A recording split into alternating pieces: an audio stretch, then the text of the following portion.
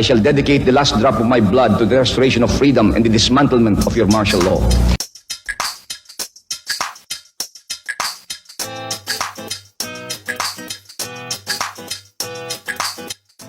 Magandang araw sa inyong lahat. Welcome sa ating Kapihan with My Sis podcast.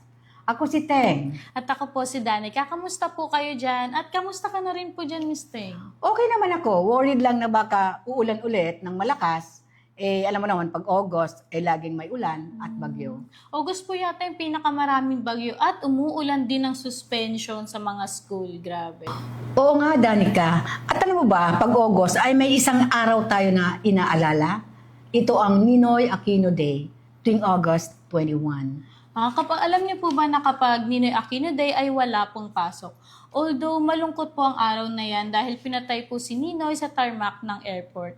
Imagine niyo po umuwi siya ng Pilipinas para sa mga Pilipino pero in the end, pinatay po siya. Tama ka, Danica. Ito ay pagpapatunay na talagang love ni Ninoy ang mga Pilipino. At iyan ang ating pag-uusapan sa ating podcast ngayon. Remembering Ninoy Aquino. Is the Filipino still worth dying for?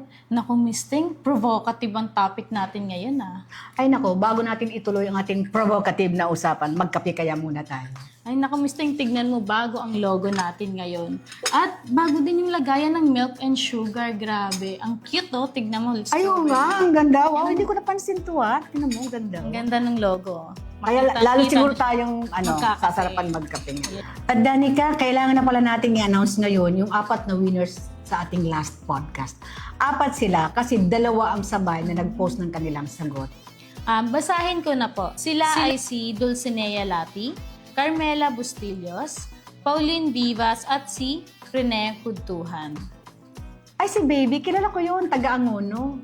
We will contact po yung mga bawat isa sa inyo para maipadala po ang ating Kapihan with My Sis Mag na may magandang logo. Isa sa pinaka-popular na sinabi ni Ninoy ay, "The Filipino is worth dying for." Of course, hindi literal yon. I think sinabi niya po yan sa speech niya po sa New York noong 1980. Bakit kaya niya sinabi yun? Yung nabasa ko po, Miss Teng, sinabi po ni Ninoy Aquino na tinignan daw po niya yung mga katangian at kahinaan ng mga Pilipino. At ang desisyon niya po talaga ay the Filipino is worth dying for. At dahil ang Pilipino daw ay merong greatest and top resource. Pero yung panahon noon, iba pa ang mga Pilipino. Ngayon, 46 years later, ang tingin ko marami ng kahinaan ng Pilipino. For example, tuwing may eleksyon, ang dami nang nagbebenta ng kanilang mga boto.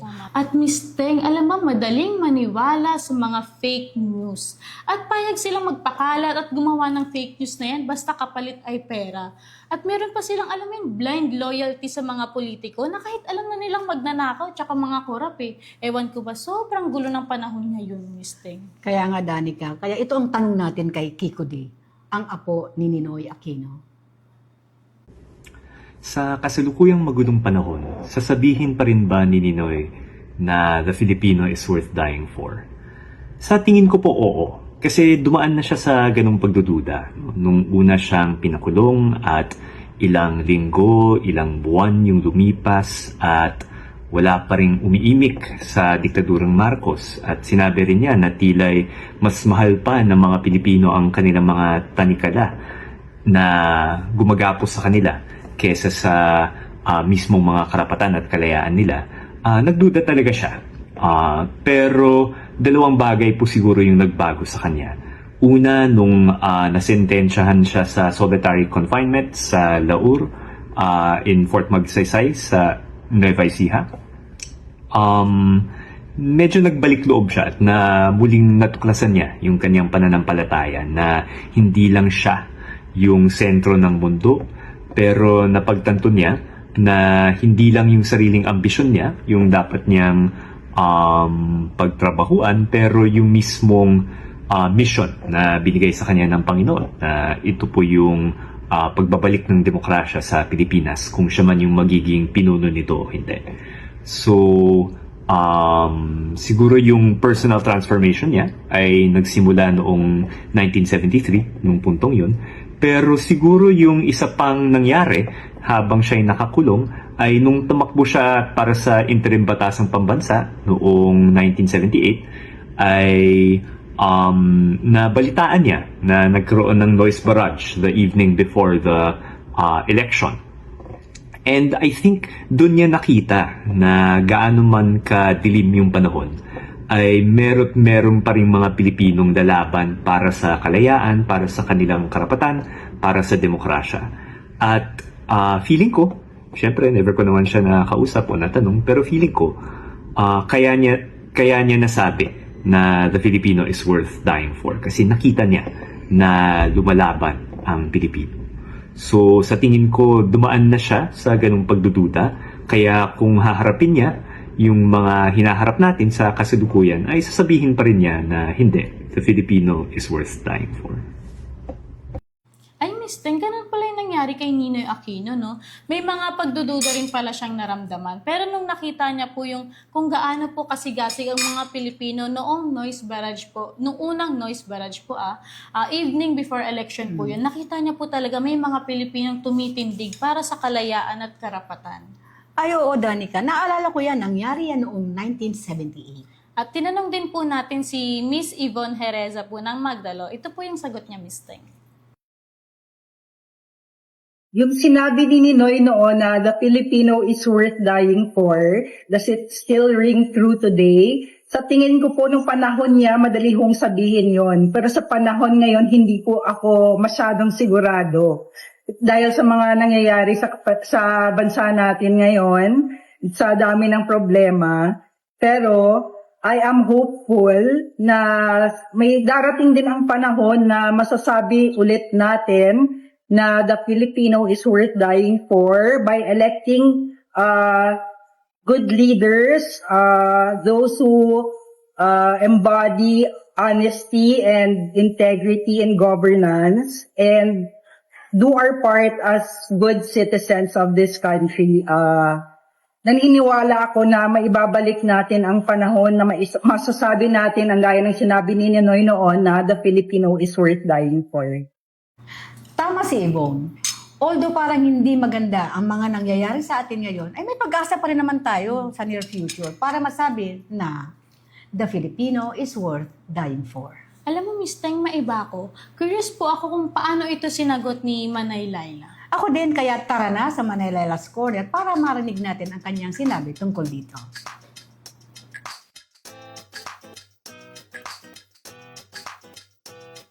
Magandang araw sa lahat na nakikinig sa Kapihan with My Sis.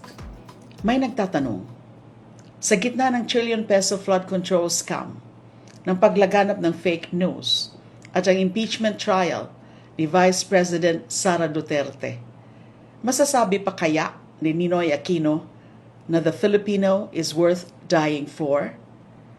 Sa tingin ko, mali ang tanong kung ang hinahanap natin ay sukatan ng kasalukuyang kalagayan ng ating bansa. Ang tanong ay hindi kung perpekto pa ba ang Pilipinas, hindi rin kung nawalan na ba tayo ng dahilan para umasa.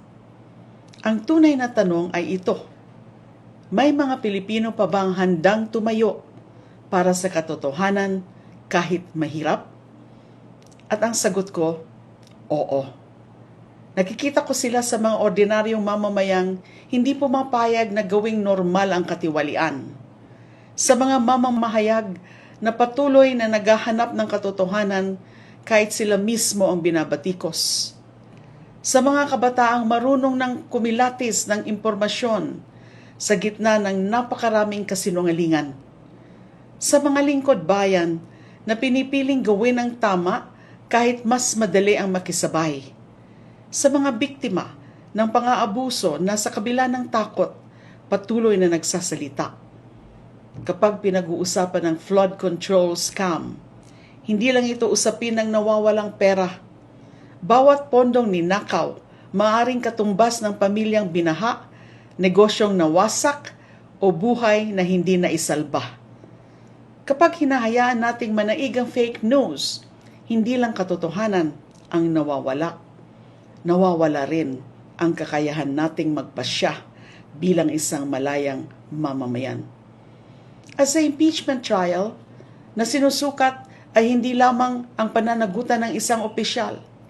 Sinusukat din kung gaano natin pinahahalagahan ang ating mga institusyon. Madaling mawala ng tiwala kapag ganito ang mga balita. Ngunit may isa akong natutunan sa halos 7 taong pagkakakulong bilang bilanggong politikal. Hindi nagsisimula ang pagkatalo kapag makapangyarihan ang kasinungalingan. Nagsisimula ito kapag naniwala tayong wala nang saysay ang paglaban. Hindi yon ang nakikita ko sa mga Pilipino ngayon. Sa bawat taong tumatangging magpaloko, sa bawat botanteng nangingilatis bago bumoto, sa bawat nagbabantay sa pamahalaan, sa bawat kabataang pinipiling magsaliksik kaysa basta mag-share, may tahimik na pagpapatuloy ng laban para sa demokrasya. Kaya kung tatanungin ninyo ako, kung sasabihin pa rin kaya ni Ninoy na the Filipino is worth dying for, naniniwala akong sasabihin niya pa rin yon. Hindi dahil wala na tayong pagkukulang, kundi dahil hanggang ngayon, may mga Pilipinong nagpapatunay na ang katotohanan, dangal at malasakit ay hindi pa rin nalulunod sa baha ng katiwalian o natatabunan ng ingay ng propaganda. At hanggat may mga Pilipinong ganito, nananatiling karapat-dapat ang bansang ito sa ating pagmamahal, sa ating paglilingkod, at sa ating pag-asa. Salamat Malaylayla sa pagsasabi na marami pa rin namang Pilipino ang handang tumayo para sa katotohanan, kahit mahirap. Kaya, at naniniwala din siya na kung buhay si Ninoy ngayon, ay masasabi pa rin naman niya, the Filipino is worth dying for. Alam mo, Miss Teng, may tinanong din ako tungkol dito. Tatawagin ko siyang Miss Tracy. At ito po yung sinabi niya in Tagalog, no? Sinabi ni Ninoy na Filipino is worth dying for. Dahil nakita niya yung worthiness o kahalagahan ng Filipino at dahil mahal niya yung Pilipino, nais ni Ninoy na itaas yung kalidad ng ating buhay at pakawalan tayo sa walang katapusang paghihirap sa pamamagitan ng maayos na gobyerno. Sinabi din po ni Miss Tracy na kung naniniwala tayo na we are worth dying for, dapat sabihin natin sa sarili natin na I am worthy and as that is why I demand and deserve more from my government. Wow, ang ganda naman ang sinabi niya, Danica. Para tuloy gusto kong makilala si Miss Tracy. Ang galing nga ng mga sinabi niya, talagang maganda, no? Alam mo, Miss Teng, matutuwa ka dahil meron tayong 2 Gen Z na nagsabi na kung bakit para sa kanila importanteng alalahanin ang araw ng pagpatay kay Ninoy Aquino. Wow, sige nga, panoorin natin. Kanalalahanin yung pagpatay kay Ninoy Aquino dahil ito yung point sa ating kasaysayan na na-realize na ng maraming Pilipino na mali na yung diktadorya, mali na yung maling pamumuno ni Marcos at ito rin ay sign para sa ating mga kabataan na dapat patuloy natin yung paglaban para sa ganitong klaseng corrupt at bulok na sistema ng ating lipunan. Iyan si Adi De Mafelis, ang chairman ng Liberal Youth. Ang sarap pakinggan ng sinabi ni Adi na ang mga kabataan ang dapat magpatuloy sa paglaban sa mga korap na opisyal ng ating lipunan. Ang tanong, lahat ba ng kabataan ay ganyan? Ay oo, Miss Teng. Ngayon panoorin naman natin yung sinabi ni Venus Crisostomo ng Akbayan Youth. Bilang kabataan, mahalagang alalahanin natin yung araw ng pagpaslang kay Ninoy Aquino Jr. bilang hindi lang isang bahagi ng ating kasaysayan, kundi bilang isang halimbawa na kung bakit tayo lumalaban, kung bakit pinaglalaban natin na baguhin ang sistema na meron tayo. Dahil sa Pilipinas, meron tayo isang sistema na marahas at meron tayong regresibong kultura na kung saan ang mga lumalaban na mga nagsasalita laban sa pamahalaan ay ginagamitan ng dahas para mapatahimik at mas mawalan ng lakas na lumaban. Totoo nga, iba na ang ating mga kabataan ngayon. Alam mo, Miss Teng, tama si Venus na dapat labanan natin ang sistemang marahas na ginagamit para patahimikin ang mga kritiko ng korupsyon. Salamat, Adi at Venus. Salamat. Ikaw, Danica, bilang isang Gen Z, sa panahon ngayon, naniniwala ka ba na sasabihin pa rin ni Ninoy that the Filipino is worth dying for? Alam mo, Miss Teng, as a Gen Z, I think sasabihin pa rin ni Ninoy Aquino na the Filipino is worth dying for. Kasi despite the problems in our country, may mga pag-asa pa rin sa kabataan. We may not fight the same way he did, pero we can fight through our voices, education, and efforts. Ang ganda naman yan, Danica. Ikaw, ano sa tingin mo? Para sa akin, the Philippines is worth fighting for. Kasi ito yung bayang sinilangan natin and we have the power to make it better. Alam mo, Miss Teng, siguro kung nabubuhay si Ninoy Aquino ngayon, he won't hesitate to fight for them, for us. Kasi nakikita niya yung mga kabataan generation na hopeful and eager for change. Ang ganda naman, Danica. Tiri-eyed tuloy ako ngayon. Salamat sa sinabi mong yan. At dito nagtatapos ang ating Kapihan with My Sis podcast. Maraming salamat sa inyong panunood. Thank you po sa inyong lahat.